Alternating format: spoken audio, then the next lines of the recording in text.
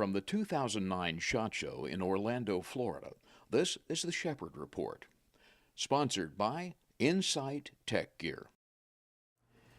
Steve, very busy week, good traffic in Orlando rather than our semi-permanent home in Las Vegas. What's your take on it? Well, I think it's really gratifying to see that attendance is actually up from where it was in Orlando in 2007. So despite the economy and despite the prophets of doom, people in the hall are having a great time. They're enthusiastic, the products are selling, orders are still coming in. It's a very upbeat show, and I think there's a lot of concern out there as to what may be coming down the road, but that tends to pull us together, and that's a good thing. So the show comments have been uniformly pretty good. Yeah, I was going to say, we're kind of divided sometimes against each other, but not divisive. We're just kind of very competitive with each other. I know that hunting is not doing as well, the hunting rifles are not doing as well, but I'm seeing a lot of hunting goods going out. People maybe can't afford a new rifle, but they're buying lots of other things. That's right, and also, as you know, hunting license sales actually spiked up a little bit for the first time in decades. So all the trends are not bad. I mean, we're worried about what may happen down the road legislatively or regulatorily, but as far as the economy affecting this industry, not yet. And as far as people enjoying the outdoor sports, it's still going on and doing great guns. Okay, let's talk about 09 and outreach. What new programs? I know you're looking at a lot of things. I heard your remarks the other night. Right.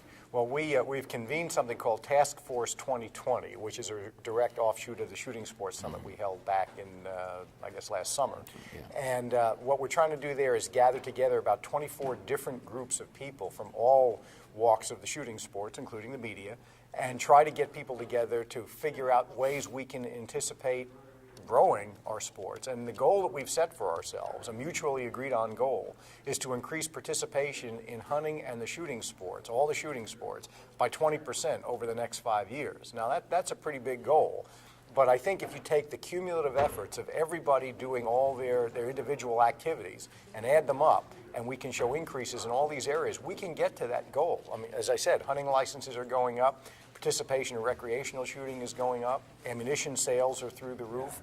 You've got a whole generation of people like myself and perhaps you getting close to retirement who aren't going to just go and sit home and watch the Weather Channel all day or something like that. We want to get out and do things in our retirement, and we have the equipment, and what you see at this show is how obsolete a lot of that equipment really is. So I think you'll see a lot of growth in the shooting sports.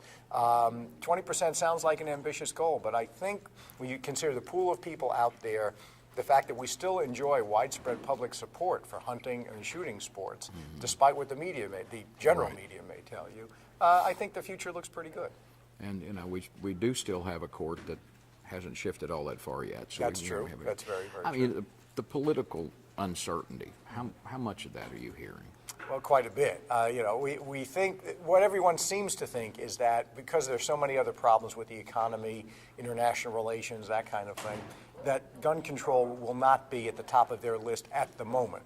But as I've heard expressed before, we are just one tragedy away from someone trying to exploit that issue to the hilt. They'll be ready, they'll be prepared, so will we. We're already doing some grassroots efforts of our own, along with other groups like the National Rifle Association, to try to coordinate so we have a response in place where the industry can participate to its extent and to the most effective way possible. The grassroots groups can get their people to participate and let their legislators know their views on the subject.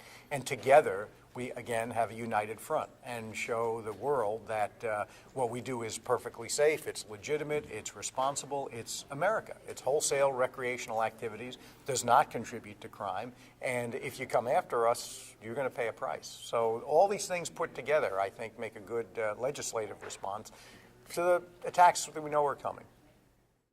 Protecting the U.S. military for 20 years. Now, ready to defend your loved ones.